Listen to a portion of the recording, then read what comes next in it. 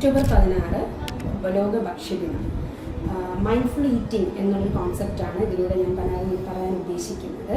Mindful eating എന്ന് പറയുമ്പോൾ മനസ്സ് നിറയാനും കൂടെ ഭക്ഷണം കഴിക്കുക എന്നുള്ളത് നമുക്ക് ഏറ്റവും സന്തോഷം നൽകുന്ന ഒരു കാര്യമാണ്. പക്ഷേ അതിനോട് വയറ് നിറയുന്നതിനോടൊപ്പം നമുക്ക് മനസ്സിവിടെ നിറയുന്ന രീതിയിൽ ഭക്ഷണം കഴിക്കാനായിട്ട് ശ്രദ്ധിക്കുക. അതായത് ഏറ്റവും രുചിയുള്ള ഭക്ഷണമാണ് നമ്മൾ നോക്കി പ്രിപ്പയർ ചെയ്ത് കഴിക്കുന്നത്. ടേസ്റ്റാണ് കൂടുതലും നോക്കുന്നത്. ടേസ്റ്റ് നമ്മൾ നോക്കുന്നതിനോടൊപ്പം അതിൻ്റെ പോഷക ഗുണങ്ങളും കൊണ്ടുവരാനായിട്ട് ശ്രദ്ധിക്കുക. ഓവറായിട്ട് പച്ചക്കറികൾ കുക്ക് ചെയ്യാതെ കഴിക്കുക. കൊഴുപ്പ് ഭക്ഷണത്തിനകത്ത് അളവ് കുറയ്ക്കുക. ഇങ്ങനെയുള്ള ചെറിയ കാര്യങ്ങൾ ഭക്ഷണത്തിനകത്ത് ഉൾപ്പെടുത്തി കഴിഞ്ഞാൽ പിന്നെ എല്ലാ ഗ്രൂപ്പിൽപ്പെട്ട ഭക്ഷണ പദാർത്ഥങ്ങൾ, ധാന്യങ്ങൾ, പയറുവർഗ്ഗങ്ങളും പച്ചക്കറികൾ, പഴവർഗ്ഗങ്ങൾ, മുട്ട, മീൻ, ചിക്കൻ, ഇങ്ങനെയുള്ള എല്ലാ ഗ്രൂപ്പിൽപ്പെട്ട ഭക്ഷണവും നമ്മൾ ഓരോ നേരം കഴിക്കുന്ന ഭക്ഷണത്തിനകത്തും വരുത്താനായിട്ട് ശ്രദ്ധിക്കുക.